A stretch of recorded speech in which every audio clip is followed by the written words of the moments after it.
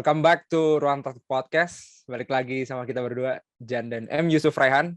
Kali ini untuk menyambut edisi Piala Dunia yang ditayangkan di Piers Morgan Uncensored. Kayak gitu ya, bukan ya? Oh. Karena nampaknya secara hype ini Ronaldo bisa nyuri spotlight. Udah hafal gue secara taktikal untuk mendapatkan entertainment di sosmed tuh Ronaldo emang juara sih. Tapi most follower dia. Iya betul. Padahal udah nomor 1. Betul, dia bangga-banggain itu di interviewnya. Iya makanya. Tapi kita ngebahas itu yang sebenarnya memang ketutupan sama Ronaldo, Bangke, bener emang. Tapi kita sekarang nggak cuman gua berdua dan ada Mas Wendy dan debutan nih. Wonderkid Mas Irsi. Matis M. Iya. Dadang Da Silva ya kalau nomor apa? Nama punggungnya ya. Kayak cari itu bukan nama aslinya gitu ya. Oke. Kita akan membahas terutama beberapa timnas.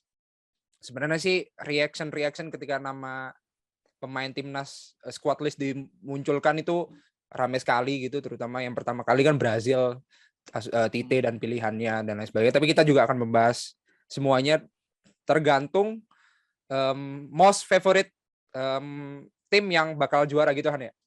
Ya, mungkin bisa ntar dibahas itu. Ya oke. Cuman seperti biasa, gue mau menanyakan sesuatu dulu kita sebelum pembahasan adalah apa yang lo rasainan mengenai vibes Piala Dunia di winter ini? Gue tanyain satu-satu ya. Rehan dulu deh. Kenapa gue sih pertama? Vibes Piala Dunia tahun ini kayaknya sih nendangnya itu agak telat gitu. Kayak gue baru ngerasain vibesnya kayak 3 hari sebelum Piala Dunia mau mulai gitu. Iya. Kayak hari tenangnya gitu ya? Iya, soalnya kan kalau misalnya biasanya kita ada break sebulan lah, kayak ada build up-nya lah buat Piala Dunia gitu. Ada break dari sepak bola klub juga kan. Betul. Juga kalau misalnya kemarin kita seminggu yang lalu kita masih fokus ke klub. Betul. Nah, kita harus kayak cepet gitu shifting ke sepak bola internasional kan. Jadi ya kayak baru nendangnya itu vibes Piala Dunianya ya baru sekarang ini gitu pas sudah mau dekat. Right. Jadi ya agak beda lah dari sebelumnya, cuman ya mungkin bisa jadi pengalaman experience yang unik sih. Iya. Ini ibarat gue juga nggak paham tiba-tiba lah kenapa Argentina dan Maroko kemarin main kan kayak friendly match aja gue nggak pernah tahu tuh. Tiba-tiba main loh. Iya, kemarin main kan Mas. Dan Mas Wen bagaimana? Apakah masih menyambut KTT G20 tanda lebih besar ketimbang Pildun ya? Gimana kabarnya Mas Wen? Iya dong. Baik. Gimana Pildun? Baik. Piala Dunia memang ya kebetulan gue ngerasain beberapa periode ya, maksudnya ya nanya, cuma kan dari generasi lah kan, beda generasi gitu. Memang ya beda ya, karena sebetulnya bukan karena ini juga sih, karena informasi di zaman sekarang tuh lebih banyak gitu, nggak cuman didapat dari TV. Zaman dulu kan ya udah nonton di TV kelewatan, ya udah lewat, mungkin tayangan ulang paling siang atau pagi itu ditayangin ulang gitu. Tapi orang-orang tuh lebih nunggu gitu, lebih nunggu match aslinya terus di TV gitu. Dan kalau sekarang kan TV itu udah mulai banyak yang ditinggalin ya. Gue sendiri juga udah nggak pernah nonton TV sebetulnya, udah paling nonton berita, dan berita pun sebetulnya gue tonton juga dari YouTube dan segala macam, dari aplikasi ini juga ada OTT. Jadi sebetulnya udah ini sih terlalu konten tuh terlalu mudah diakses, jadi orang kayaknya hype-nya juga udah nggak terlalu tinggi juga sih sebetulnya kalau menurut gue sih. Tapi nggak tahu juga sih kalau dari generasi yang bawah, karena gue sempat nonton YouTube-nya siapa Ferry Irwandi itu. Generasi yang sekarang tuh udah males, bukan males sih, kayaknya sih udah nggak sefanatik dulu dalam nonton bola gitu, udah nggak 90 menit karena udah ada highlight, udah ada live score, terus di Twitter kadang makanya kita bahas juga, dibahas analisis juga. Nah itu gue baru sadar sih kayak gitu, tapi nggak ngalamin. Tapi kalau gue tanya teman-teman sekitar yang memang generasi di bawah itu memang ya sih fans City gitu. Tapi nonton nggak match semalam, nggak nonton gitu. Kayak gitu ya gitulah udah biasa. Tapi ya nggak tahu sih kalau mungkin di lingkungan yang lain seperti gimana. Ya itulah. Terutama ini kan pertama kali gua nggak tahu ya selama gua hidup, nggak tahu kalau Rehan kayaknya ini pertama kali udah kayak pemilu aja ya. Rehan udah mengikuti berapa edisi ya? Sekalian ya? 2 kali ya? Nggak gitu juga dong. Nggak gitu paling, juga ya? Paling awal kayaknya gue nonton 2010 sih. 2010 ya? 2010. Berarti tendangan Belanda tuh masih ya? Masih 2010 ya? Siapa tuh yang nendang dadanya? Iya, iya. Lo nonton tuh? De Jong ya, beda De Jong. Kalau yang sekarang bagus mainnya, cakep. Kalau yang dulu gerasak-gerusuk. Dan ini sepanjang hidup gue kayak pertama kali edisi di winter ya, karena sejauh ini kan edisinya tuh puasa banget gitu loh Mas. Tahu kan ya kayak nonton 71 tuh gue masih ingat ini tuh kudapan sahur gitu loh. Iya sama. Betul.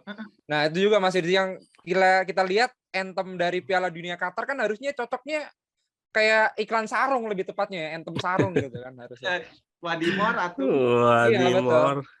Tapi ternyata Qatar ini tidak membuatkan jadwal dengan FIFA untuk main di Ramadan ternyata. Meskipun gue juga bingung ya broadcaster, official sponsor bir aja di ban ya barusan ya. Ini juga bingung ya, awkward banget tuh. Tapi ya gimana pun seluruh dunia bakal datang ke sana, pastinya minumnya bukan bir lagi ya. Kita nggak tahu ada Coca-Cola apa enggak ya. Cuman es doger.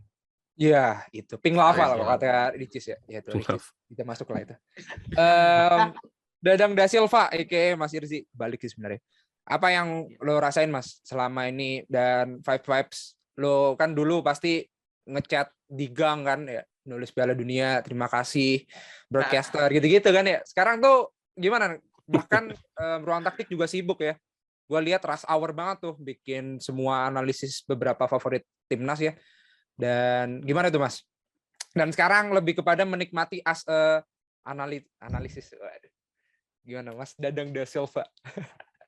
Jadi pertanyaannya ini lebih ke arah Piala Dunia atau menikmati analisis? Nah, Piala Dunia yang sekarang vibes-nya. Oke, Piala Dunia vibes sekarang tuh ini Piala Dunia yang rada lucu karena kita baru saja kayak 2 atau 3 minggu yang lalu kayak hype big match di Premier League lah atau di UCL lah. Dan tiba-tiba kayak 3 minggu kemudian kok tiba-tiba pilot ya kayak gitu. Dan itu mungkin pertama kalinya kita ngalamin itu dan build up-nya nggak kerasa karena build up-nya juga ya build up jadi mikir build up konstruktif lagi tapi ya udahlah. Build up tapi build up-nya itu kayak kehalang Premier League, kehalang UCL, kehalang liga-liga top 5 lainnya, kehalang interview Ronaldo. Jadi ini memang hype-nya benar-benar mati atau nggak ada lah ibaratnya. Dan juga mengingat aku juga udah sama kayak Rehan, aku mulai nonton dari 2010. Aku juga udah tahu nih hype-hype-nya kayak gimana di 2010. Dulu aku suka beli kayak yang kayak gitu ya? poster besar ya buat nulis skornya atau kayak gimana. Prediksi jadwal match ya, betul. Terus pas 2014 gambar presidennya. Nah habis itu pas 2014 aku sama kayak Mas Ojan pas bangun sahur lihat TV, waduh udah 5-0 ini Jerman Brazil halftime belum kelar tapi udah 5-0 kan, lihat lagi habis itu ujung-ujungnya 7-1. Habis itu 2018 hype-nya cukup banyak tapi seperti yang Mas Wendy bilang ya gara-gara informasi yang lebih banyak, gara-gara kayak ya yang ini bukan kayak masa di mana kita menunggu sesuatu dengan gak sabar kayak gitu, kayak gak sabar nih nunggu Piala Dunia karena kita juga kayak nggak bakal tahu hasilnya bakal kayak gimana atau kita nggak bakal tahu vibes-nya bakal kayak gimana. Nah kalau sekarang kan udah mulai ketebak, udah mulai informasi di mana-mana dan ya itu kerasa banget udah mulai dari tahun 2018 dan kemudian di tahun 2002 ya bisa dibilang mengesampingkan itu tadi, mengesampingkan yang udah keduluan sama Premier League dan yang lain-lain yang saling bertabrakan, ya hype-nya kayak kurang keras, ini kerasa banget malah. Iya sih. Karena gua kira kita harus nanya Michael Cox ya, karena di 2018 dia merasa finalnya anti klimaks ya. Too many goals and almost goals katanya gitu-gitu. Ini Cox nih. Gua nggak tahu Mas Wen apakah akan mengarah ke sana ya, menembus batas. Ini lumayan nih. Dia emang sengaja untuk bikin rame terus nih sekarang. Nah, kalau ngomongin soal banyak sekali gol yang own goal, ya pernah lah UCL, Spurs, Liverpool. Bahkan gue lupa loh dengan golnya Origi ketimbang golnya Salah gitu. Ternyata 2-0 bukan 1-0. Gue baru ingat lagi. Dan nanti kita nggak tahu nih apakah ini menjadi sebuah the last dance untuk Ronaldo dan juga Messi ya. Yang nampaknya sekarang Messi secara probability God mulai mendominasi ya gara-gara interview yang datang itu ya. Itu juga aneh sih itu. Kenapa ya udah pokoknya itu. Cuman kita akan membahas hal itu. Terutama gue akan membahas beberapa timnas yang cukup difavoritkan. Ini bukan berdasarkan power rankings ya guys. Ini berdasarkan, ya gue random aja menyebut, bukan berarti yang gue sebutin pertama menjadi peringkat 5 dan seterusnya, nggak kayak gitu sih. Gue pengen nanya soal Brasil dulu gitu. Yang pertama, kenapa sih gue nanya soal Brasil? Karena terutama Brasil nih salah satu skuad yang mengumumkan pertama kali, gue nggak tahu sih, ya pertama kali dengan adanya beberapa reaction pemain yang udah beredar ya, kayak Matheus Cunha nangis, kemudian Firmino nggak dipanggil, Richarlison cedera atau masih banyak Firmino tapi dipanggil gitu. Secara reaction itu Brasil cukup dinantikan, ataupun juga siapa nih backnya yang nggak ada klubnya, ya ampun, siapa, bukan Silva, satunya lagi Alves yang Alves main di Meksiko. Ya, Alves main di Meksiko ya. Ya juga sih, dia sebagai pemegang medali terbanyak pun almost 40 ya, sekitar 37 atau 39 gue lupa. Itu juga akan dipanggil juga. Ini nggak tahu nih seperti apa. Dan ya kira-kira kalau Brazil nih siapa nih jubirnya Han mengenai Brazil nih? Ya yang pendukung Brazil lah, yang Dadang da Silva ini. Iya betul. Dulu hilang nih Dadang da Silva FC nih ya. Tite dengan asuhan yang kayaknya rata-rata 28,5 tahun nih, apakah masuk nih Mas? Secara persiapan di World Cup tuh kayak gimana? Karena ini juga bagus ya, kayak Vini dan lawan-lawan tuh kayak cepet banget. Brazil kan too many talented players ya. Jadi kita akan lihat gitu. Apakah sekali kalah adalah 7-1 ya, atau gimana nih secara mau revenge lawan Argentina di final atau gimana? Tentang Brazil ini Mas, persiapan squad untuk Pildun kali ini. Baik, saya mulai dari umur dulu. Pertama, umur Brazil tuh tua di bagian backline-nya. Bisa dilihat ada Dani Alves, ada Thiago Silva, ada juga banyak pemain senior juga di pivot kayak Casemiro, dan saya lupa lagi, tapi memang banyakkan pemain tua itu yang mungkin naikin average age-nya di back. Dan juga terus untuk penyerang atau apa masih dominan pemain muda kayak Vini, Ricci, atau yang di prime lah Neymar, habis itu Gabje. Dan di gelandang juga umurnya juga banyak di prime atau banyak di ya muda menuju prime. Lucas Paqueta, Bruno Guimaraes, ya sang baginda Fred juga umurnya masih 28, 29 kayak gitu. Dan saya kira ini tim yang cukup balance dari experience, youth, sama ya pokoknya experience sama youth-nya sama-sama balance kayak gitu. Itu untuk age. Terus untuk bahasan kedua tadi, kira-kira ada pertimbangan apa sih Mas? Ya karena too many talented players, bahkan waduh ini pengen comparison juga nih. Richarlison over dari Firmino, menurut lo sendiri Mas, Tite ini apa yang pengen dicari sama Tite sendiri? Yang dicari dari Tite adalah ketika saya melihat mereka bermain, tentunya adalah positional interchanges atau rotasi pemain atau pergerakan pemain yang cepat dan nggak bisa terprediksi. Dan itu yang mungkin saya lihat dari Richarlison. Saya jarang nonton Spurs, tapi ya kalau saya nonton Richarlison di Everton atau apa, dia pemain yang sering masuk ke dalam dan nendang dan apa. Jadi kalau misalnya pemain Brazil nyerang, tentunya ini juga udah berkaitan dengan budaya sepak bola mereka. Mereka menyerang dengan penyerang yang cepat dan tidak terprediksi. Maka dari itu, menurut saya ini jadi salah satu konsiderasi atau pemikiran Tite.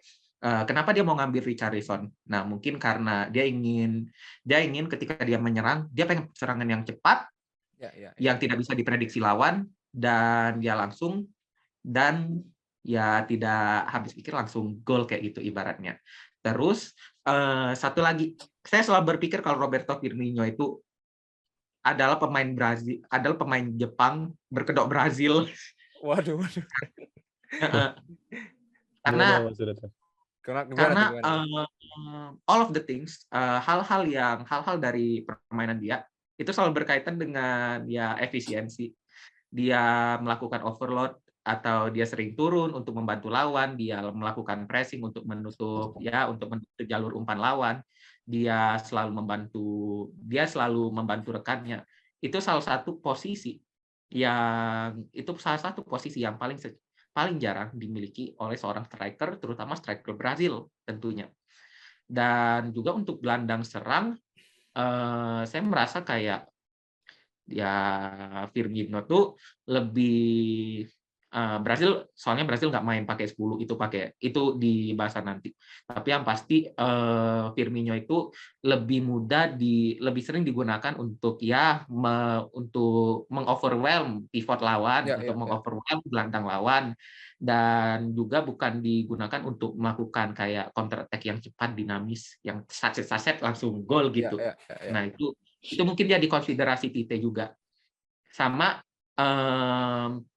Sama kayaknya ini berhubungan juga dengan Tite menggunakan Neymar sebagai pusat serangan mereka, karena Tite biasanya menaruh Neymar pada posisi 2 striker. Di kanan selalu striker yang ya katakanlah dia bisa melebar, dia bisa nendang, dia bisa bantu dan lain-lain. Tapi kalau Neymar dia bisa melakukan segalanya. Ibaratnya kayak Marcelino tadi ditaruh jadi striker kayak gitu, dia turun, up, dia melakukan overload, dia menyamai atau menanglah lawan jumlah gelandang lawan, dia bawa bola ke depan, dia lakukan lari belakang lini. Kalau teman-teman atau Mas juga sering nonton Marcelino atau apa, dia juga kayak gitu. Dan itu mungkin yang ingin Tite pikirkan juga. Tite ingin menjadikan Neymar sebagai pusat serangan, dan tentu saja dari tahun 2014 Neymar selalu memegang peran paling penting dalam tim Brazil. Neymar juga Neymar dibanding-bandingin sama Marcelino. Waduh. Ada tuh statistik tuh. Itu ngomongin pemain Prancis loh kemarin. Iya juga ya. Iya. Tapi kan 2014 Neymar juga miss ya. Yang kalah tuh kan squad. Ya, squad itu kan lagi bawa Neymar jersinya buat nangis ya. Tapi sebenarnya perdebatan ini harusnya bisa disudahi ya Mas. Itu sih karena Richarlison sendiri, gue masih fokus ke Richarlison ya, bahwa di Copa America final tuh Richarlison gitu, bukan Firmino gitu ya. Harusnya sudah bisa diketahui gitu pilihan dari Tite itu tidak tergantikan ya sejak 2019. Kayak gitu ya Mas ya. Dan jujur saya lanjut. Lanjut. Oke.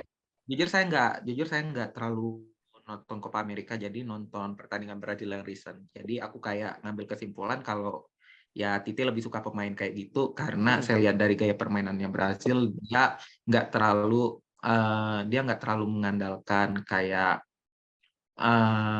kayak overload yang sering di over gitu sama Firmino atau kayak gimana. Jadi kayak gitu aja. Iya, kalau ngomongin soal Richarlison over Firmino kayaknya udah clear sih. Kalau ngomongin soal Neymar ini kan ada istilah geopolitik ya, yang dimana presidennya bubar ya, itu juga salah satu penarik juga tuh kemarin sebagai alat politik juga tuh, sempat rame. Dan ya itu nantilah kita akan, itu lebih bukan deep insight kepada Neymar yang akan tampil untuk membalas dendam kalah 7-1 ya lawan Jerman 2014.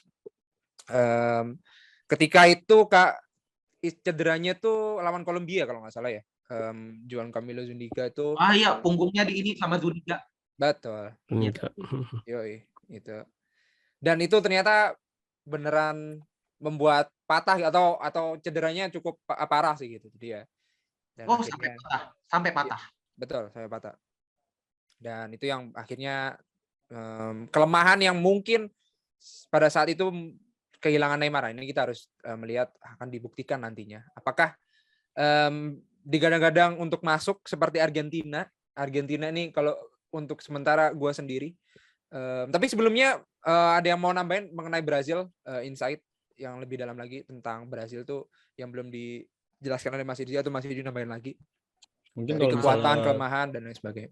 Kalau misalnya Brazil, gue mungkin pengen tambahin. Mungkin kita bisa lihat di winger kiri itu yang main, misal orang-orang nge-expect-nya itu bakal Vinicius Junior. Cuman kalau dari yang gue baca-baca dari artikelnya The Athletic, nah itu dia bilang kalau nggak salah tuh Lucas Paqueta gitu yang sering dipakai jadi left winger buat Brazil. Nah karena itu juga Vinicius sebenarnya rekor sama di timnas Brazil itu tuh nggak terlalu mentereng lah. Kalau nggak salah dari 17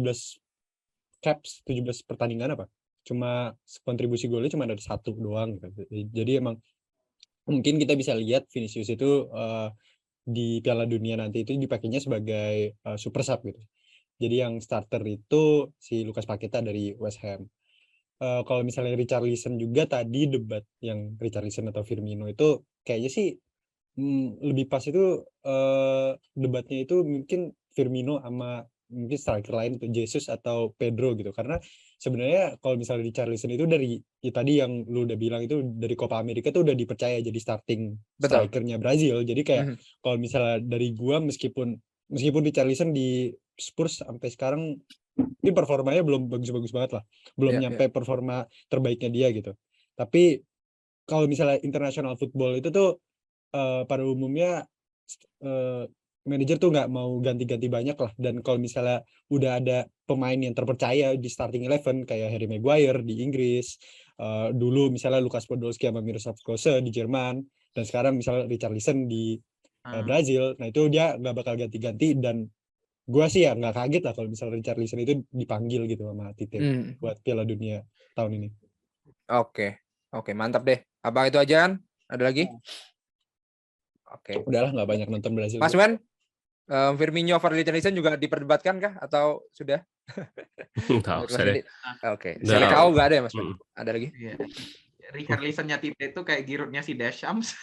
Iya, betul juga sih. Iya. Berasa sih, Mas. Tapi kayaknya kita masuk ke tim sebelahnya ya, tim gua kok bilangnya tim Tengo ya. Argentina tuh tim Tengo ya? Tim Tengo. Iya, satunya Selecao. Oke. Argentina nih, yang dimana kadang-kadang sebagai last dance Messi, secara the journey road to World Cup Qatar 2022 adalah akhirnya Copa America dan Piala Internasional bisa dimenangkan oleh Messi ya secara prestasi. Kemudian Finalissima alias Super Cup-nya Euro mempertemukan dengan Copa America ya.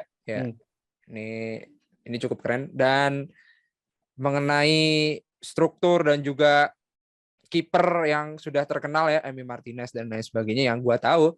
Kemudian Alvarez yang mungkin moncer ya, meskipun masih overshadowing dengan Erling Haaland dipanggil ya Alvarez ya? Dipanggil. Dan kita akan lihat bagaimana pendapat mengenai tim Tengo ini. Mas Rehan atau Mas Wendy yang bisa menjelaskan? Mungkin gue bisa ngomongin lah tentang Argentina ini. Jadi kalau misalnya Argentina ini sama Lionel Scaloni itu bisa dibilang kayak campuran gaya bermainnya Eropa sama Amerika Latin gitu. Jadi kalau misalnya kita bisa lihat kalau misalnya menyerang itu tuh mereka itu lebih banyak ngasih kebebasan buat pemain-pemainnya dalam pergerakannya. Jadi kayak nggak terlalu saklek dalam struktur menyerangnya gitu. Kalau misalnya kita lihat Pep Guardiola gitu kan yang mainnya dengan filosofi positional play. Kalau misalnya Scaloni itu lebih mirip sama Carlo Ancelotti yang ngasih kebebasan buat pemain-pemainnya dalam pergerakan. Kalau nggak salah di Twitter juga tadi di Ruang Taktik ngepost juga ya kalau misalnya salah satu staffnya siapa Pablo Aimar yang ngomongin kalau misalnya dia itu nggak suka dengan bukan nggak suka ya, nggak lebih prefer buat struktur menyerang yang lebih free flowing lah. Karena Iya. dengan struktur menyerang yang bebas itu nggak apa ya, nggak mengunci atau nggak membatasi Kreativitas. kreativitas pemain-pemain yang kreatif itu. Misalnya ya Lionel Messi kan, kalau misalnya di Pep Guardiola kan kita bisa lihat ya ada zona-zona atau area-area tertentu di mana pemain-pemain itu harus ada yang mengokupansi gitu. Kalau misalnya di Argentinanya Scaloni ini kita bisa lihat kayak 5 pemain itu berdekatan dan mereka mainin umpan-umpan pendek karena mereka juga secara umum lebih unggul lah secara kemampuan teknikal dibanding lawan-lawannya, dan yang mereka itu capable, mereka itu bisa bermain dengan cara ini. Dan elemen Eropanya itu ya ketika bertahan, terutama transisi bertahan. Jadi kalau misalnya mereka kehilangan bola, mereka itu bakal counter press secara intens gitu. Kenapa sih ini counter press-nya itu bisa efektif? Karena yang tadi gue sebut itu, kalau misalnya mereka pas menyerang itu mereka itu kan berdekatan, Ya. dan kalau misalnya kehilangan bola ya otomatis pemain-pemain itu juga dekat di lokasi mereka kehilangan bola. Dan dengan work rate pemain-pemain Argentina yang tergolong ini ya Spartan nih kalau misalnya gue Ya. nonton gitu, misalnya Rodrigo De Paul, Giovanni Lo Celso, Cristian Romero, ya pokoknya mereka pemain-pemain itu work rate-nya tinggi. Nah ini counter press-nya itu bisa dijalanin dengan efektif. Kalau misalnya pas bertahannya juga itu mereka pakainya high press, tapi meskipun mereka sering pressing tinggi, mereka juga bisa adaptif. Mereka itu adaptif, maksudnya mereka itu juga terbiasa lah dengan bermain dengan blok medium atau blok rendah, misal dengan shape 4-4-2 ataupun 5-3-2 gitu. Itu ya tergantung lawan lah, tergantung situasi. Tapi ya kalau misalnya pas bertahan ini yang perlu apa ya, gua waspadai gitu. Gua note itu ya Messi itu orangnya malas bertahan gitu enggak. Jadi kalau misalnya Ya. nonton Argentina dan Messi kalau misalnya Lebih lagi malas transisi, Ronaldo ah. ya sama lah, sama-sama males kan. Ya, jadi kalau misalnya lagi turun gitu, misalnya regain shape 4-4-2 gitu, kita bisa Ya. lihatnya lebih kayak 4-4-1-1 sih gitu. Karena Messi bakal jalan lah ke belakang. Ya, bisa sih. Dan secara gua nggak tahu ya, udah lepas sih menurut gua tentang Argentina dalam Messi sentris gitu kan ya. Maksudnya dalam hal ini banyak sekali, terutama yang masih terdengar di telinga gua nih, Otamendi masih ada ya Han ya. Masih starter dia di Argentina. Iya. Dan ada beberapa Romero dan German Pazella. Kemudian di depan nih nampaknya secara harapan nih cukup keren ya. Terutama beberapa kekuatan alih-alih Rodrigo De Paul ya, dan juga Leandro Paredes yang akan banyak membantu Messi untuk bermain bebas di lapangan. Mungkin ada tambahan dari Mas Wendy mungkin mengenai Argentina, atau apa nih? Apa yang pengen ditunggu? Tadi sebenarnya udah dirangkum banyak sama Raihan. Kalau gue lebih nonton ke lebih menyoroti aspek ini sih sebetulnya, aspek Eropa itu sebenarnya kan tadi udah disebut soal positional play dan itu. Nah, Amerika Latin tuh terkenal nggak terlalu strict dengan sebuah posisi gitu. Tadi kita sebut Brasil tuh permasalahannya dia belum pernah ketemu tim Eropa, berbeda dengan Argentina yang kemarin finalisima bisa menang lawan Italia. Kita tahu Italia juga posisionalnya ada banget gitu, kayak bek kanannya nggak naik, terus bek kirinya yang overlap, terus sayap kirinya yang masuk, itu kayak ada aturannya gitu, berbeda dengan Argentina yang lebih cair. Nah, yang menarik dari Argentina itu sebenarnya satu lagi, dia itu tahan pressing sebetulnya. Jadi ketika musuh ketemu musuh yang pressing, waktu itu lawan Italia juga di press ketat, itu bisa lepas, itu bisa gampang dengan lepas, dengan itu tadi, dengan pemainnya yang suka turun semua ke belakang mendekatin bola, banyak pemain turun, mereka umpan 1-2 balik lagi ke kiper, atau sirkulasi ke kanan, atau switch ke kanan, atau switch ke kiri balik lagi. Nah, itu yang jadi kekuatan juga sih ketika high press-nya udah dilewati, misalkan Messi ikut bantu, biasanya udah tinggal di belakang tuh di depan tuh tinggal hadap-hadapan strikernya Ya, ya. dengan Lautaro dengan back-nya gitu. Nah ini salah satu aspek kelebihan dari Argentina juga soal dia pernah melawan Italia dan teruji gitu, tim Eropa gitu. Nanti mungkin kalau kita lihat grupnya ya hambatannya mungkin dari tim-tim di Eropa nanti ketika lolos gitu. Lebih kayak Jerman gitu yang terkenal dengan Hansi Flick posisionalnya, terus pressingnya itu lebih terstruktur. Meskipun Hansi Flick nanti juga bakalan pakai pemain yang roaming sih, sebenarnya idenya lebih sama kayak Scaloni juga sebetulnya. Ya, ya, ya. Jadi untuk Argentina menurutku juga udah apa ya, tim cohesionnya itu udah bagus sih. Jadi tinggal itu salah satu apa ya yang di luar taktik, di luar ini mental itu kalau timnya udah padu itu lebih bisa punya apa ya, ini kayak Perancis lah. Perancis tuh juara itu juga kalau lihat permainannya di final itu kalah loh possession ya, tapi bisa menang 4 gol gitu. Iya, betul. Possessionnya jauh padahal dari Kroasia, tapi bisa tapi memang gitu cuman main counter aja sebenarnya Prancis itu. Ya, ya. Nah itu yang di Argentina ini itu sih padunya itu cukup, terus berbeda dengan Prancis tapi lebih possession Ya, ya, ya, ya. lumayan tinggi 50% rata-rata possessionnya dibanding tim-tim di World Cup. Ya, oke. Kalaupun sedikit terakhir nih, apa ngomongin tentang final 2018. Gue nggak tahu apakah ini terlalu jauh ya. Maksudnya kalah dengan Kroasia tuh kayak gimana sih guys gitu. Pada saat itu menurut Mas Wendy gitu, ada nggak bisa Betul. dikulik Argentina kalah dengan Kroasia yang akhirnya gagal masuk ke final gitu. Oh iya. Ya itu Kroasia kira-kira apa nih Mas? Dari sejak semifinal 2018 akhirnya perubahan yang signifikan, akhirnya ini 35 kemenangan, bukan kemenangan sih tapi unbeaten lah itu hingga masuk ke World Cup ini. Gimana Mas? ya Dengan itu berbekal tadi itu. 2018 kan masih belum dilatih ya sama Scaloni kalau Oh ya saya belum ingat, ya. gue belum dilatih. Masih Jadi Sampaoli. ya Sampaoli Ya. masih Sampaoli.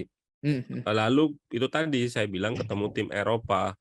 Tim Eropa itu lebih terstruktur, terus lebih rigid sama possession-nya, meskipun di beberapa posisi enggak, kayak di situ kan kemarin kan Luka Modric yang salah satu penampil terbaik ya di World Cup kemarin itu Luka Modric yang bisa ngacak-ngacak lah. Nah, sementara itu di era itu Messi itu benar-benar dibebanin banyak tugas gitu. Jadi kayak semuanya itu dipegang sama Messi gitu, Iya, terutama iya. untuk penyerangan gitu. Nah, kalau Messi udah dimatiin ya udah mati. Nah, ini yang membedain sama Scaloni ya. Scaloni ini cukup bagus karena dia cara manajemen, dia rekrut banyak pemain kayak Walter Samuel Betul, dipanggil, betul. terus Pablo Aimar. Ya. Pokoknya legenda-legenda Argentina lah. Artinya ya secara manajemen dia bagus, dia bisa ngasih masukan ke pemain-pemain, terus apalagi yang main-main di Eropa bakalan dapat experience, dapat ini. Nah itu yang membedakan. Terus itu tadi nggak semua beban tuh di Scaloni, di Messi gitu. Messi, Kita tahu ya. Angel Di Maria, terus Giovanni Lo Celso itu cukup tinggi ininya. Salah satu ketiga terbaik itu Di Maria sama Lo Celso ya, kayak Ya, di ya, ya, ya. penciptaan peluang itu. Mungkin karena Lo Celso yang nggak main karena ini, mungkin itu juga jadi masalah juga sih nantinya. Bisa jadi masalah, meskipun nomor satu fitness level sih dari kayak Angel Di Maria itu bisa nggak dia starter terus misalkan kalau dia dipercaya di depan. Jadi menggantikan peran Messi inilah ketika dia di marking gitu, seperti yang dilakukan tim-tim yang lawan Argentina. Bisa nggak pemain lain bisa bantu Messi lah biar nggak itu yang PR Scaloni. Sebenarnya dia udah bisa kayak gitu, tapi di World Cup ini teruji lagi nanti. Ya, ya, ya. Oke. Karena gue juga ingat gara-gara dibebankan oleh Messi 2018 ada termsnya untuk Argentina, Messi dan 10 pemain head-to-head ya. Ya. Kalau sekarang nampaknya masih sentris udah hilang gitu. Jadi menurut gue ya ini lumayan lah bekal untuk nantinya Argentina yang untuk sementara waktu gue sih masih berharap dia sampai final ya. Terutama gue masih menyejukkan Latin Amerika lah ketimbang Eropa. Kita akan lihat aja. Sekalian juara lah kalau misalnya. Support Betul. Kalau ngomongin Perancis, gimana nih Han? Perancis ini loh yang ngalahin Argentina di 2018 loh, 4-3 tuh pertandingan seru banget kan. Iya. Cuman ya apa ya, akhir-akhir ini kan bisa dibilang formnya nggak begitu bagus gitu loh. Maksudnya nggak elit lah, nggak kayak misal kita lihat Belanda gitu yang berapa pertandingan unbeaten lah, gue lupa. Dan misalnya Argentina juga yang 30-an pertandingan unbeaten. Iya. Dan ya Perancis ini datang ke Piala Dunia kali ini ya, edisi kali ini lumayan menarik ya komposisi skuadnya. Apalagi kalau misalnya kita lihat midfieldernya mereka gitu yang bisa dibilang minim pengalaman. Dari semua midfieldernya yang punya caps di atas 20 itu cuma Adrien Rabiot. Ya kalau misalnya midfielder paling berpengalaman lu Adrien Rabiot, itu ya salah satu red flag kan. Nah, cuman ya mungkin gue bukan orang yang tepat ya untuk ngomongin lebih in-depth lagi tentang Prancis karena gue nggak begitu banyak nonton sebenarnya dan yang bikin analisis di ruang taktik sebenarnya bukan gue. Cuman mungkin kita bisa tanya ke Mas Wendy ya, gimana kayak misalnya peluang Prancis buat tahun ini, apa perbedaannya dari 2018 kemarin, dan kalau misalnya nggak salah tuh kemarin udah nyoba-nyoba eksperimen juga ya dengan 3 back gitu. Apakah mereka bakal tetap pakai 3 back? Apakah mereka bakal balik ke 4 back yang dipakai di 2018? Dan apakah mereka yang paling penting bisa matahin kutukan juara Pildun? Karena kan 3 juara bertahan terakhir kan keluar di fase grup semua kan. Dan betul. Menurut gue ini grupnya ya mungkin mudah ya. Akan kejadian ya Han?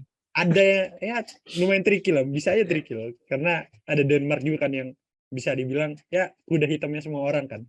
Iya.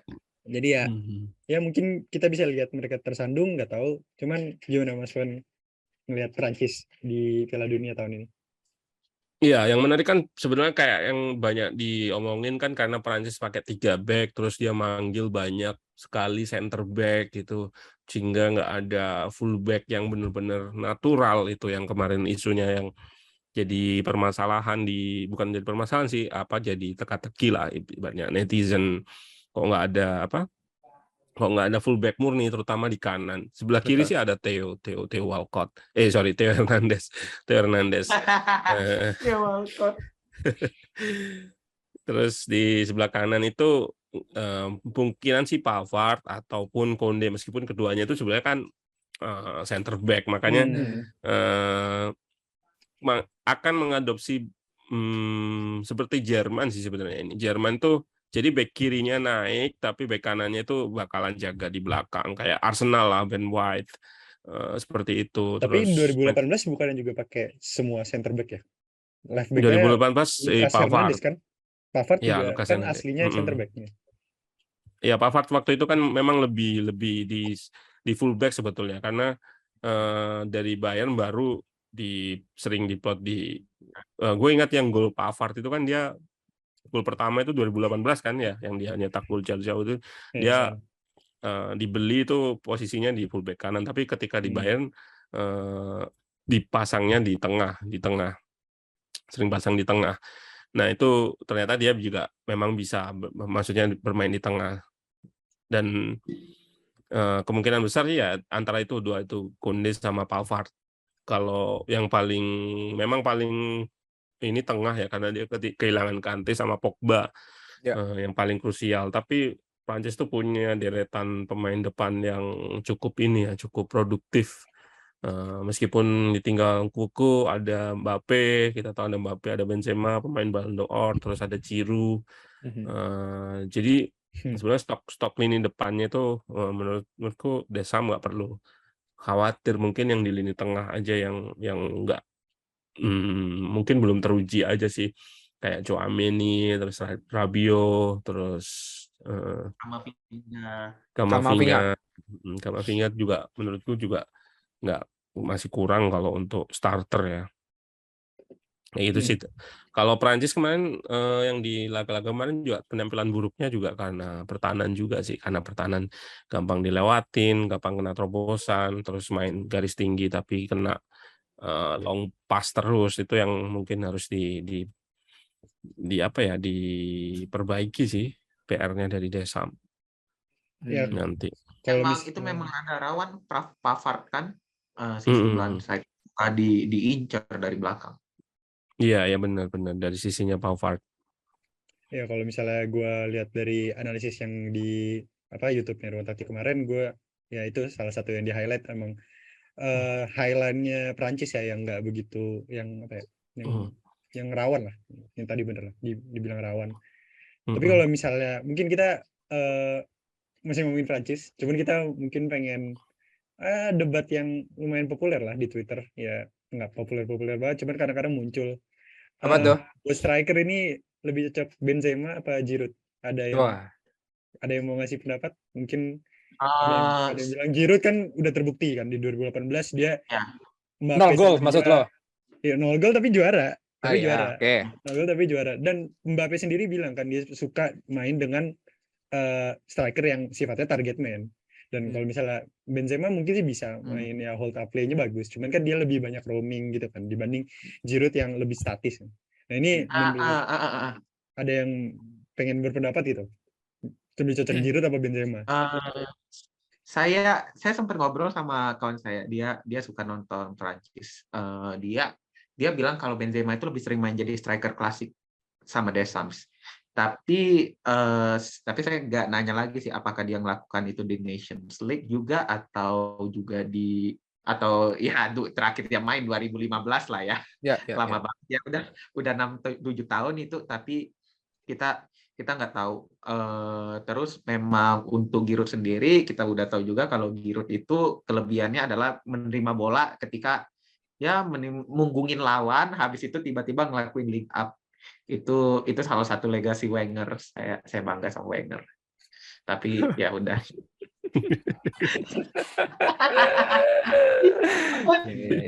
Jadi verdiknya gimana nih? Mendingan Benzema apa Giroud? Kasih jawaban dong. Kalau kata saya mah saya lebih prefer Benzema. Kalau Giroud memang satu kalian, tapi kalau Benzema tuh pergerakannya lebih mobile, dia bisa roaming kemana-mana dan banyak kemungkinan atau potensi serangan yang bisa terjadi kalau sama Benzema. Kalau sama Giroud mungkin ya cuma gitu aja, cuma dia menghubungin lawan, habis itu dia link up play ke siapa, dan let others do the rest. Sama nunjuk. Berarti defensif bukan defensif, apa nih istilahnya, pasif ya, pasif striker masih ada nih Mas di 2020. Kalau mau dibilang pasif, iya, ada pasif, ada aktifnya, aktif di link up, pasif di bergerak. Ya emang kelihatan ya perbedaan antara go-kart dan F1 itu emang jauh. Jadi itu aja udah 2000 berapa tuh yang Chelsea menang juga go-kart F1 tuh. Tapi seru kok. Tapi seruan. Kita akan lihat. Mungkin sih udah ya buat Prancis kayaknya ya previewnya udah lumayan lengkap ya, dari tadi diomongin misal kelemahannya juga ada inexperience di lini tengah. Mungkin kita lanjut ke ini, ada juga pertandingan ini bridgingnya enak juga nih. UEFA Nations League final kemarin Prancis lawan Spanyol. Nah, itulah. Nah, ini kita mungkin sekarang pengen bahas Spanyol yang dilatih oleh seorang streamer bernama Luis Enrique. Ya Allah, streamer Twitch ya. Streamer Twitch. Biar nggak ada kesalahpahaman itu katanya. Jadi dia pengen transparansi sama fans-fans Spanyol, karena ya banyak tahu lah ya media Spanyol ya. Media Spanyol itu sama Luis Enrique ya begitulah, kayak kemarin aja ya emang sih pemilihan skuadnya itu lumayan menarik ya. Ada beberapa nama yang yang high profile tapi nggak dipanggil gitu, seperti Thiago atau Sergio Ramos ataupun pemain-pemain yang dirasa mainnya bagus itu di liga domestik misalnya seperti Mikel Merino atau Iago Aspas. Nah, cuman itu Betul. ya mungkin Luis Enrique punya bayangan, Pertimbangan. gambaran, pertimbangannya sendiri tentang gimana Spanyol itu harusnya bermain dan bagaimana caranya dia itu ya ini memenangkan Piala Dunia keduanya buat Spanyol.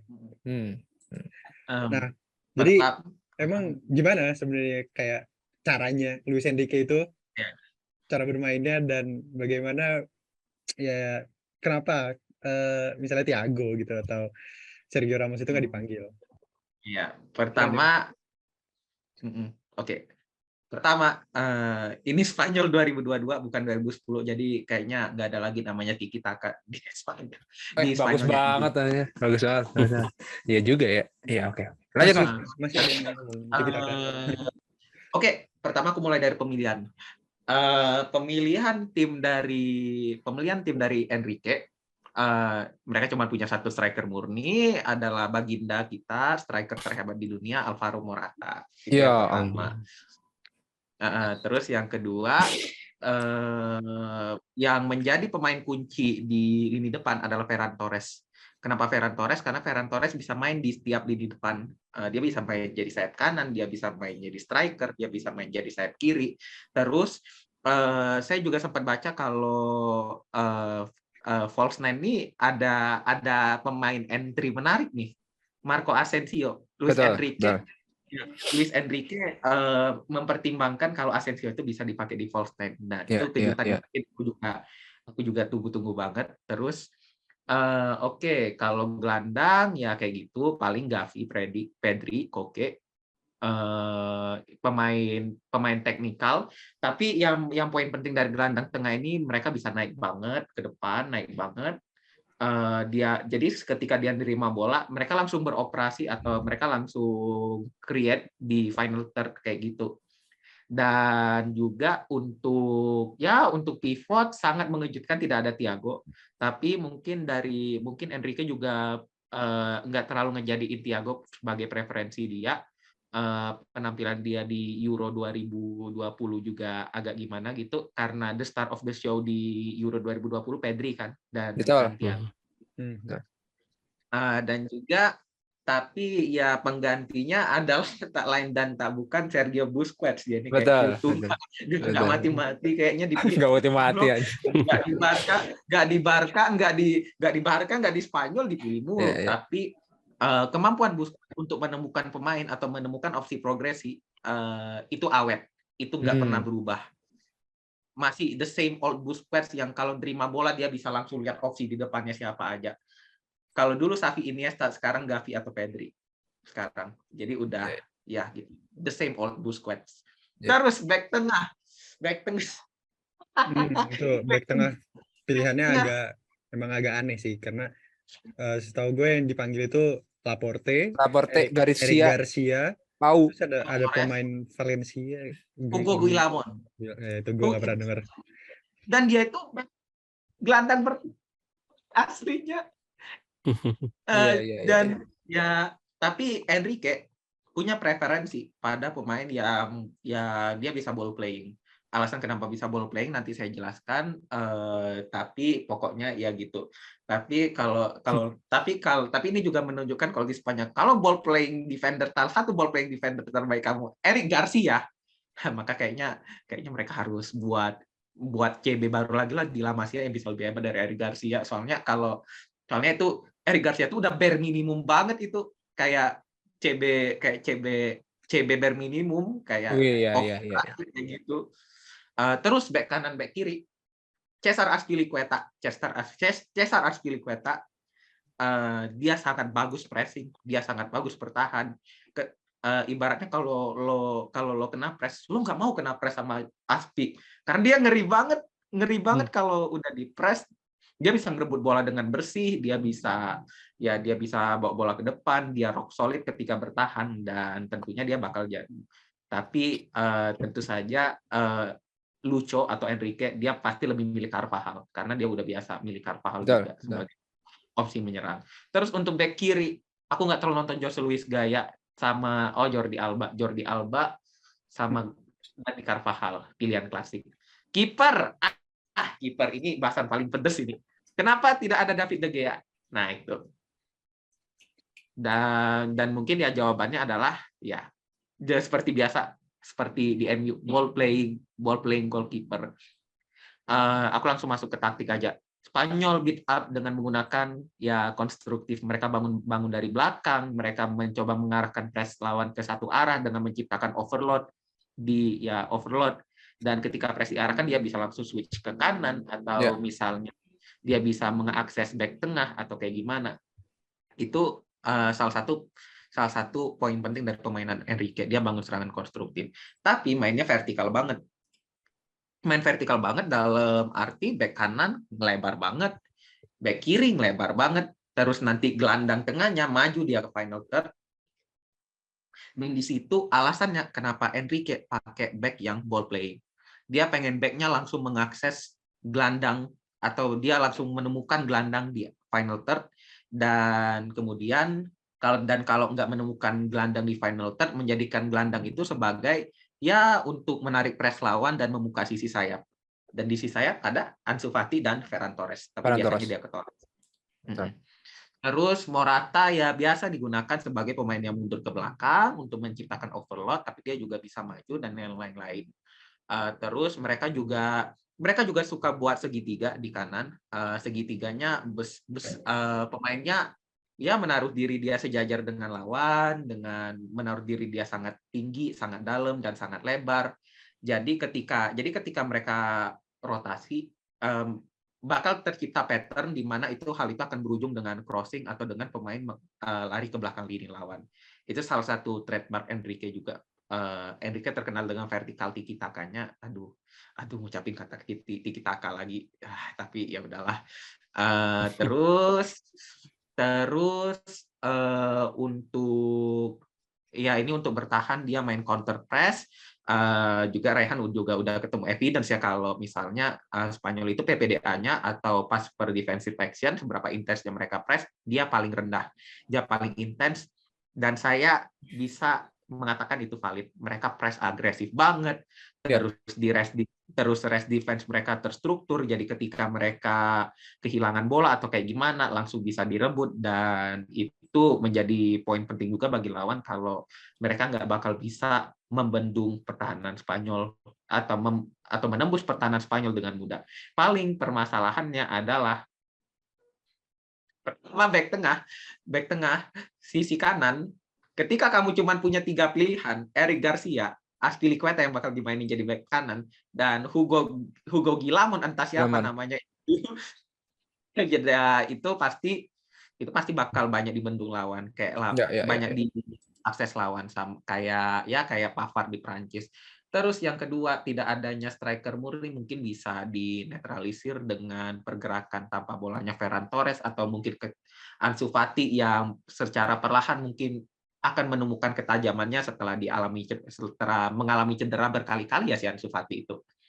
Dan mungkin saja ini Piala Dunia ini ya bakal jadi momen pertaruhan juga buat dia. Apakah kita bakal melihat Ansu Fati yang kita lihat dulu, yang dia produktif, yang dia banyak nyetak gol, yang dia bisa membuat musuh kocar-kacir, atau dia akan menjadi the shadow of his former self.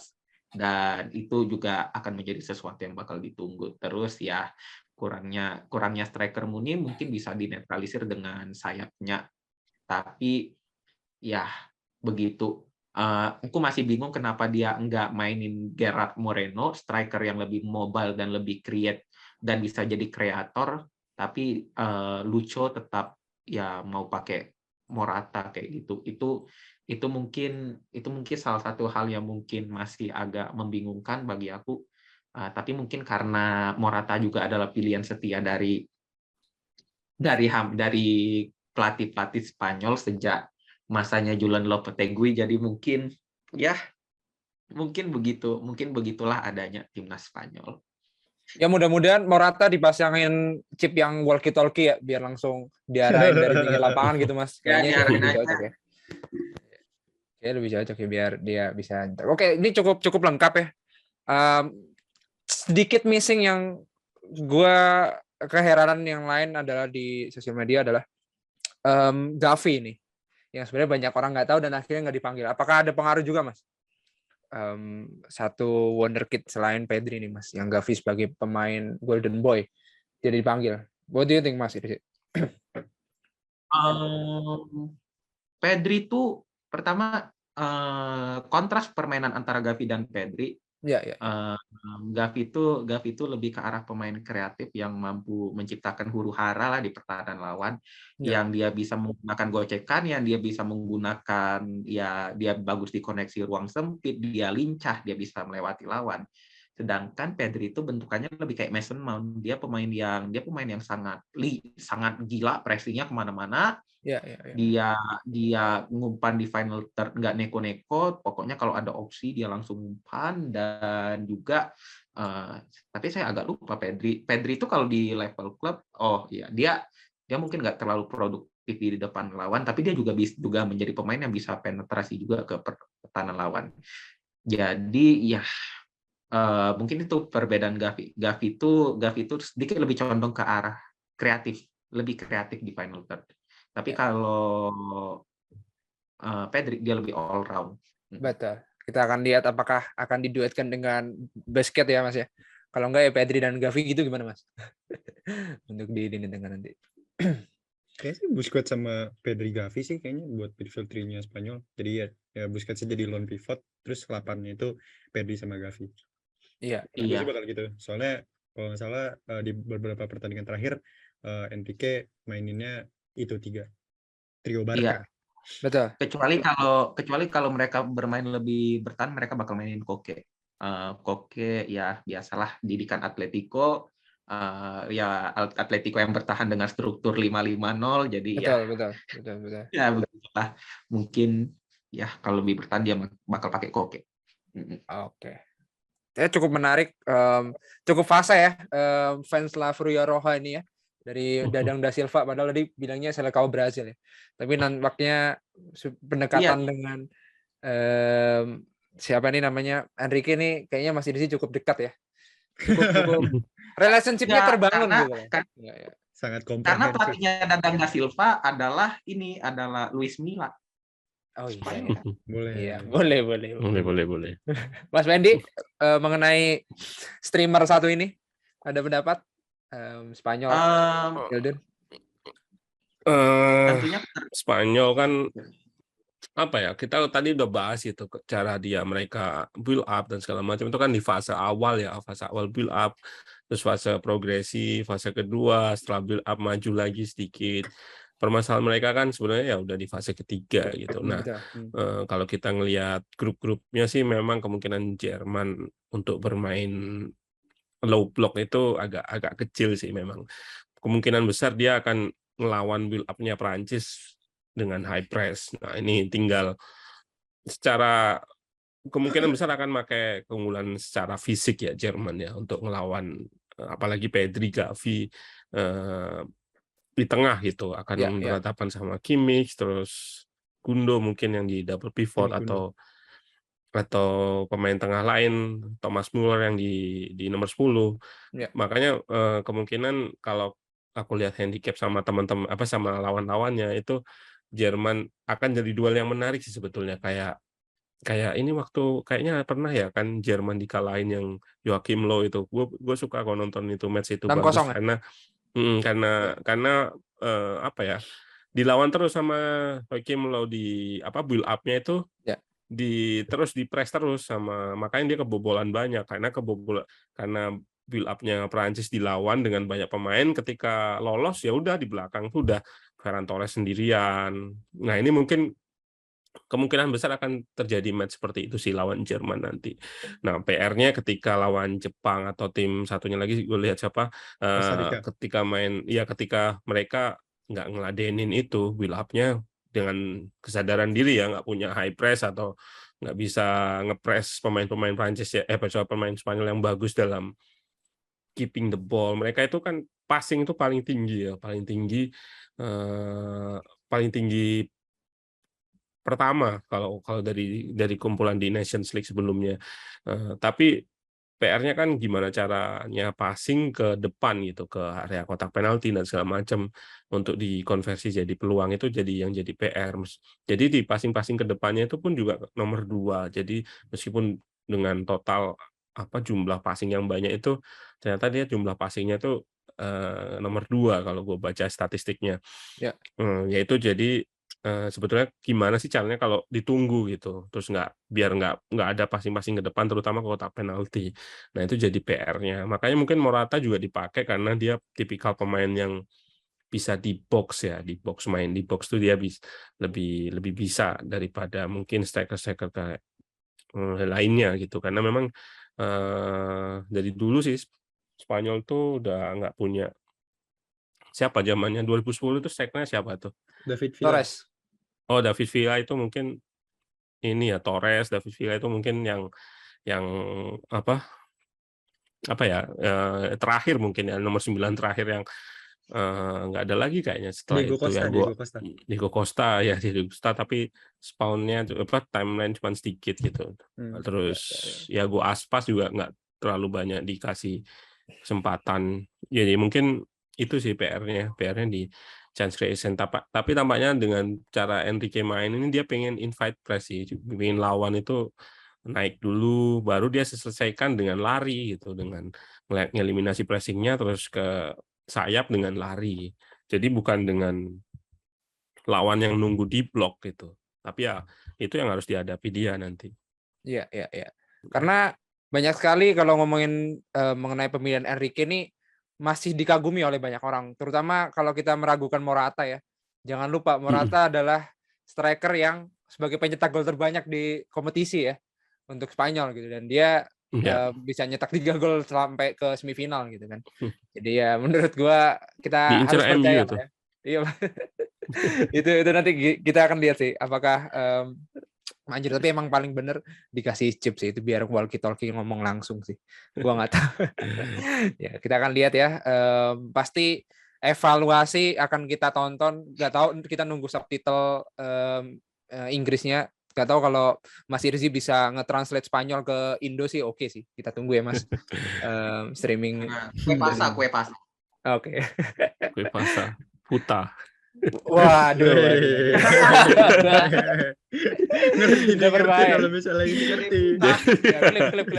Soalnya di Money Heist kan banyak tuh. Ya betul. Ya mudah-mudahan tidak terlalu banyak filler romantisasi yang akan ditampilkan nanti ya, karena Enrique juga lekat dengan relationship ya, apalagi sekarang akan membuat relasi dengan para supporter gitu. Oke. Ngomong-ngomong soal pertandingan yang terakhir nih, gue juga nggak sabar ya, terutama guest star ya. Ini kalau di episode kali ini tuh adalah guest star The Orange gitu. Terutama Yusuf Rehan yang sebagai salah satu akademi Ajax Amsterdam akan memainkan Holland Hoop ya, dengan formasi yang cukup agresif ya. Nanti kita akan bahas apakah Another Xavi ini akan bisa memberikan hal yang baik ya, terutama Xavi Simons maksud gue. Kita akan membahas Belanda. Belanda yang gue tahu ini nampaknya sebagai Belgium 2.0 di kepala gue ya. Nampak golden age, kemudian tidak mendapatkan apa-apa gitu kan.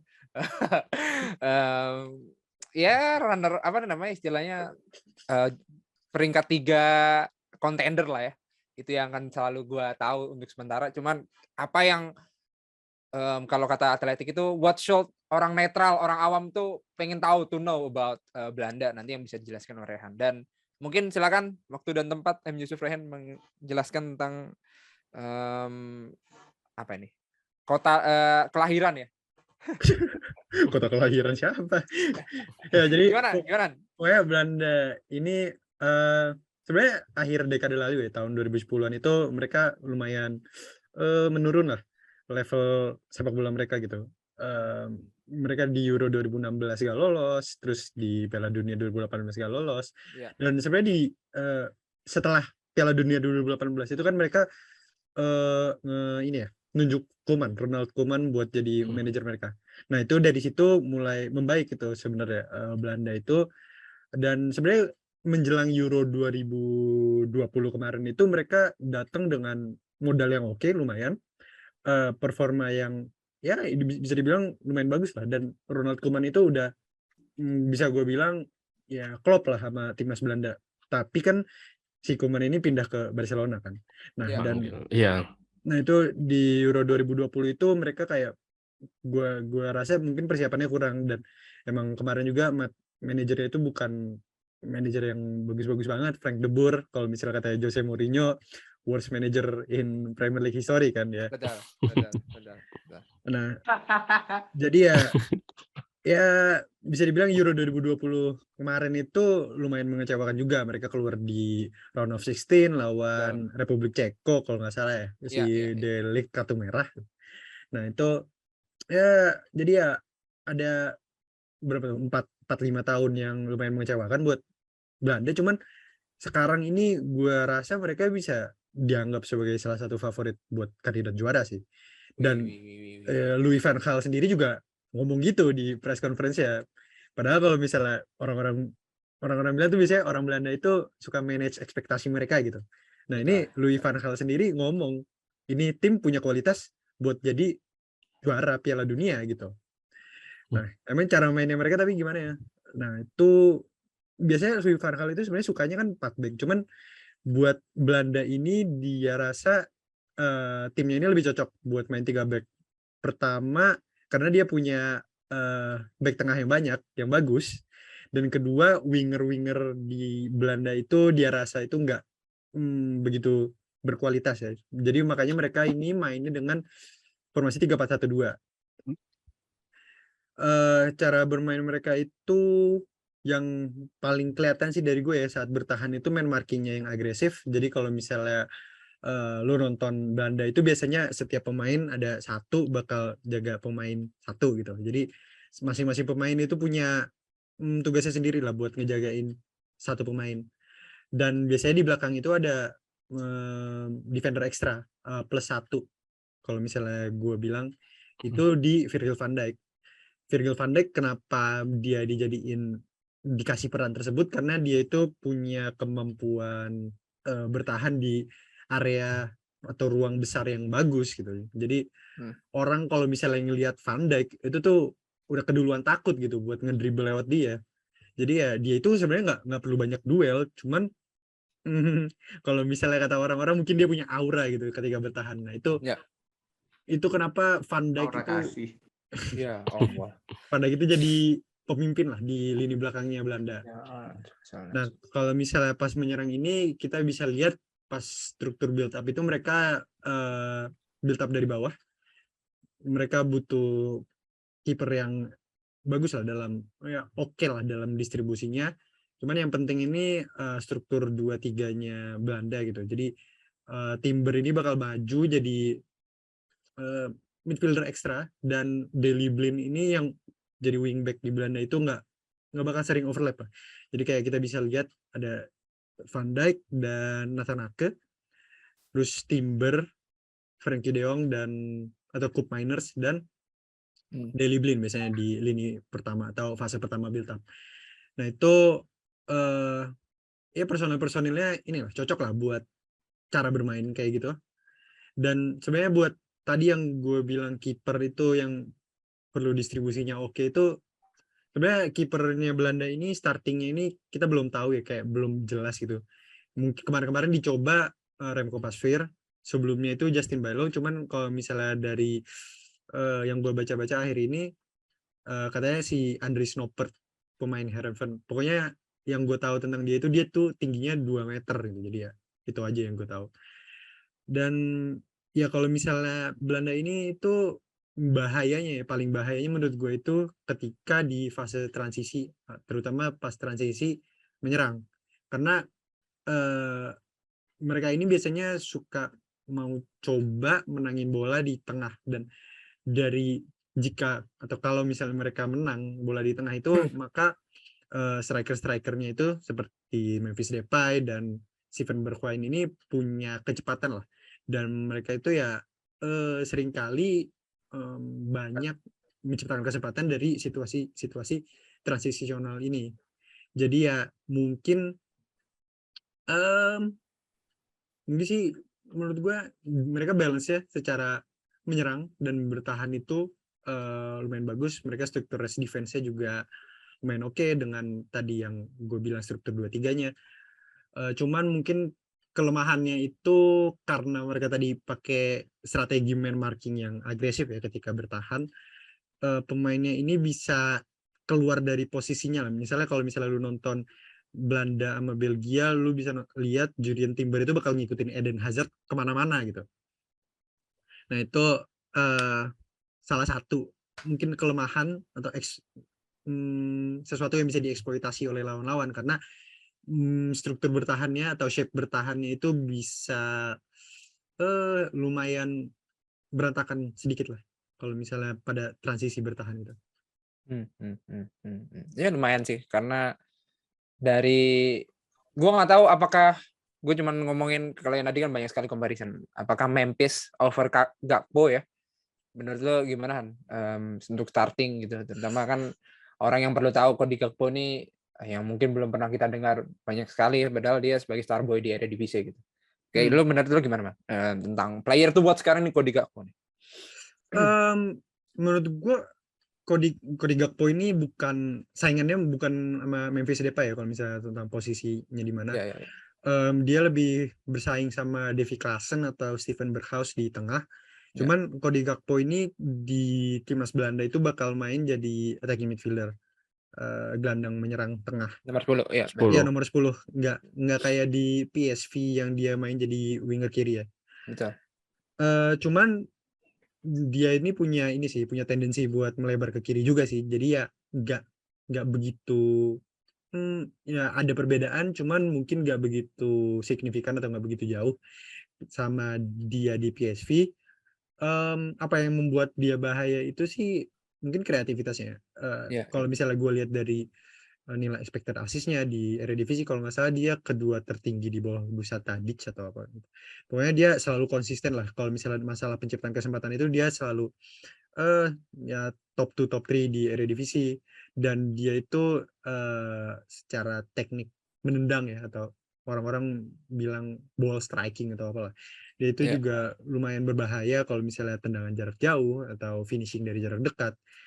Dan ya ini gue bisa bilang sih dia itu kayak ya skill setnya lumayan lengkap lah buat seorang pemain menyerang dan dia juga lumayan tinggi kalau nggak salah dia itu 180-an gitu sebagai winger itu lumayan tinggi sih itu. Betul. Richarlison-nya Belanda. Ya gue nggak bilang dia Richarlison sih karena menurut gue secara kemampuan teknikal dia lebih bagus dibanding Richarlison. Richarlison Belanda gitu. Oke, ya cukup menjelaskan ya. Ada lagi kan? Mungkin yang perlu kita tahu nih, awam nih, menunggu. Mungkin sih tadi mungkin kelemahan juga kali Daley Blind.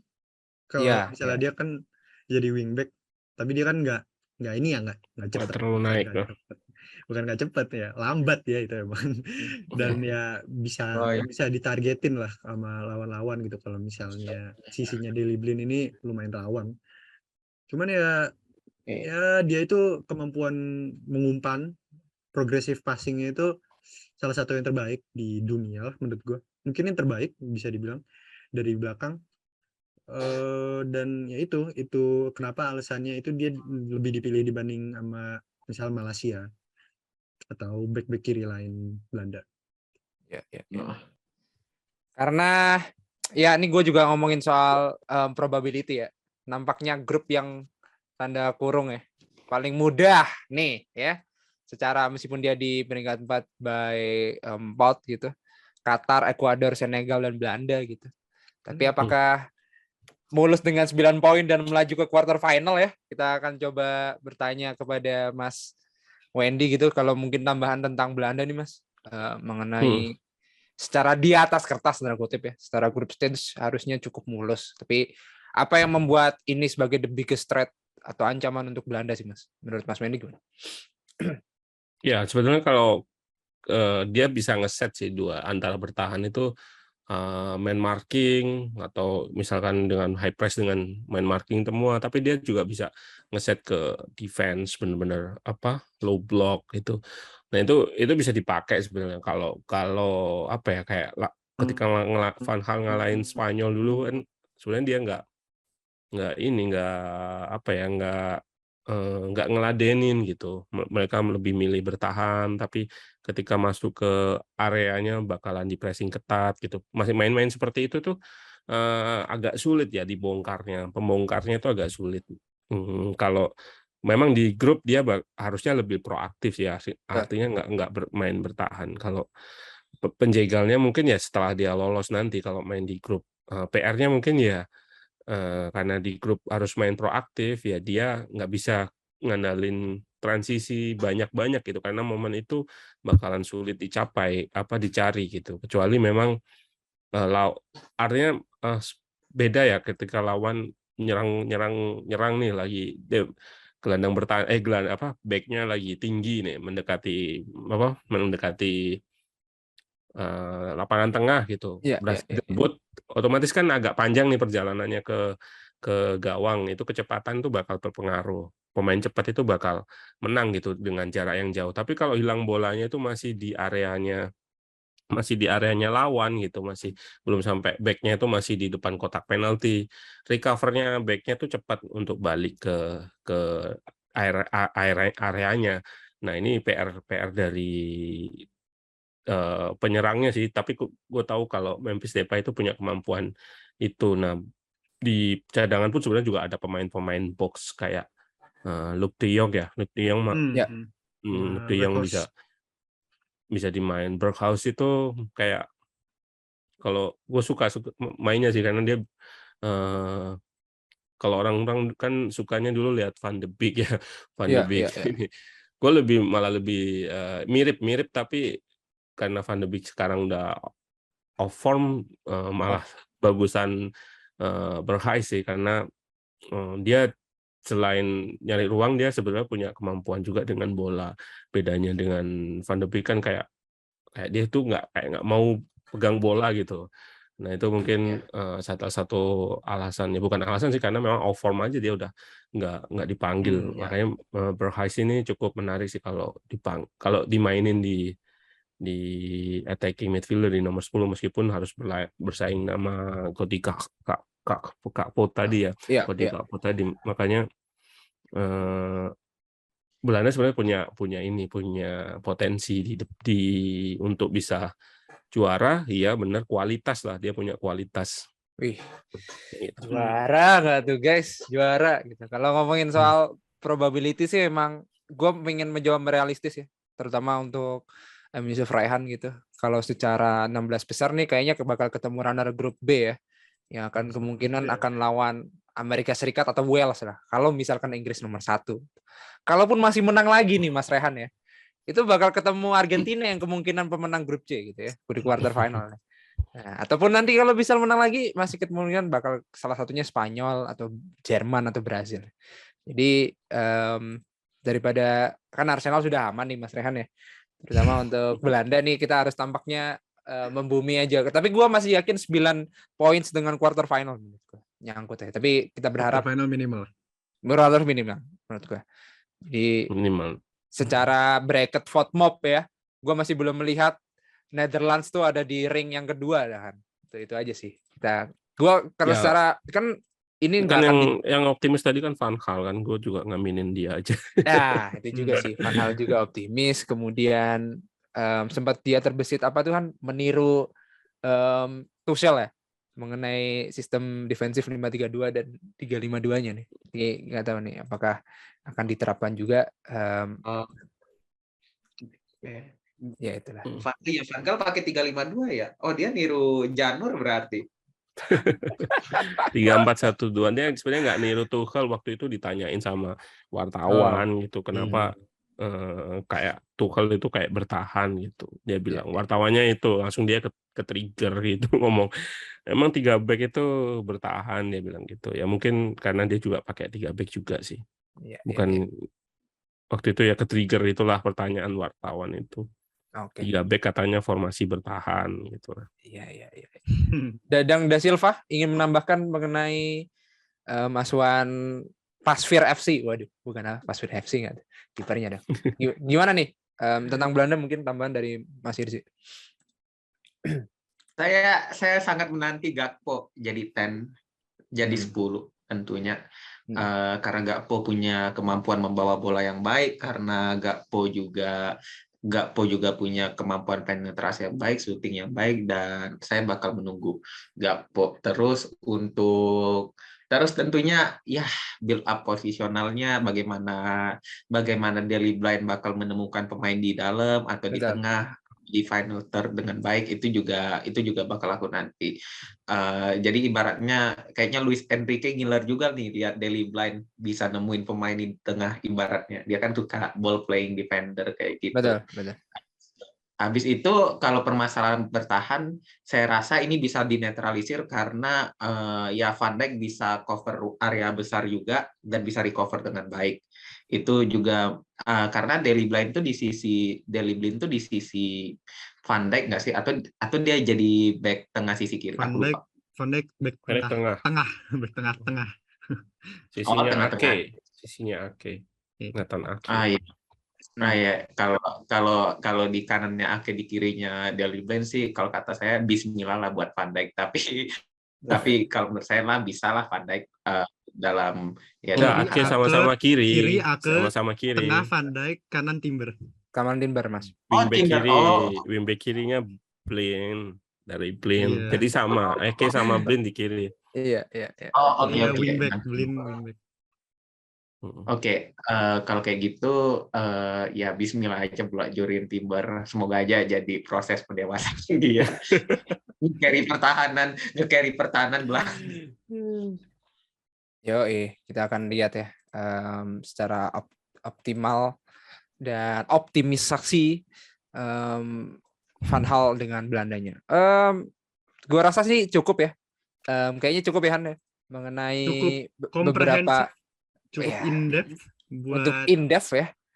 Dan nggak tahu nih big teams yang bakal will disappoint nih dari yang kita sebutkan, kita nggak tahu. Bisa aja Argentina, Poland doang kita. Prancis. Iya itu. Aku rasa Jerman deh. Jerman. Tapi Jerman akan dibahas ya di selanjutnya ya. Kita akan sharing sahur, bukan ya. Gua nggak tahu Piala Dunia juga nampaknya prime time ya, jam 8-an gitu. Akan ada pertandingan. So, menarik dinanti beberapa analisa, terutama Argentina. Kali ini kita udah menyelesaikan beberapa tim, Argentina, Brazil, Prancis, Spanyol, dan Belanda. Dan 5. Lumayan lah. Next bakal apa aja tuh Mas? Next kayaknya Qatar, kemudian Ekuador. Ardi aja diobok-obok sama Tok Pere. Iya benar juga. Mungkin Inggris kan. Ya itu lu pakai jersey apa tuh Bang? Oh iya nih, ya jersey endorse ya. Inggris, Jerman, Portugal, Belgia dan lain-lainnya. Ya. Saya pakai jersey Brazil, lihat tulisannya champion. Wih, gokil C-nya. Iya betul. Boleh. Jangan lupa untuk terus nonton kasak kusuk kita bahas Pildun, terutama analisa sebelum Twitter meninggal. Lo harus baca tweet dari Ruang Taktik semuanya guys.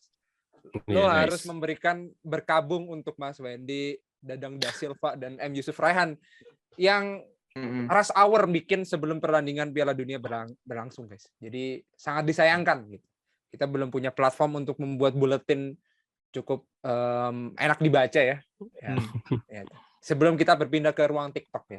Ini kan Clipper nih bakal ada nih. Akan memberikan animasi-animasi.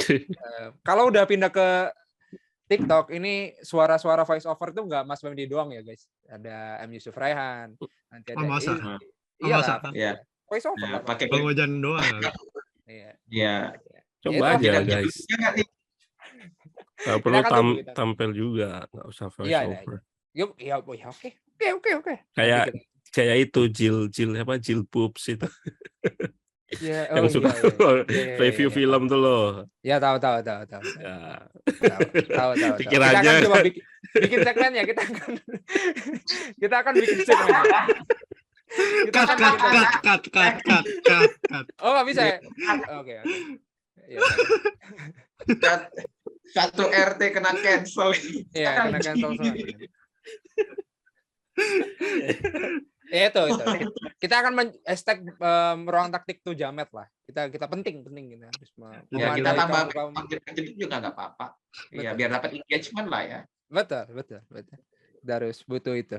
So itu aja, cukup menarik terutama Mas Irzi yang secara debut tuh man of the match lah untuk episode kali ini. Dadang Da Silva ya, kemudian Yusuf Raihan yang komprehensif, dan Mas Wendy yang sudah mulai ya nabrak-nabrak batas nih, gua suka. Nih mudah-mudahan Piala Dunia Gua cut nanti itu juga. salah satu kudapan yang untuk menemani kalian nonton review-reviewnya, dan itu aja yang bisa kita kasih. Lo cari search Ruang Taktik udah ada di seluruh sosmed, terutama di Instagram yang nampaknya cukup red alert lah ya. Itu mungkin ada di ruangtaktik.id, kemudian di YouTube, video.com juga Mas ya, terutama di sana yang sekarang di YouTube. Apakah udah aktif lagi untuk bisa upload Mas di YouTube? Udah ya? Belum sih, belum.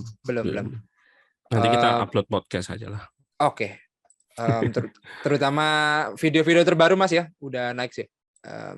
Ada di video. Itu aja sih. So, I think that's it. Kita berempat akan pamit undur diri dulu. Kita akan mencoba mencari bahan materi untuk 5 timnas yang akan kita bahas selanjutnya. So, gua Yusuf Raihan, Mas Irzi dan Mas Wendy signing out, and see you the next episode guys. Bye-bye. Bye-bye. Bye. Bye.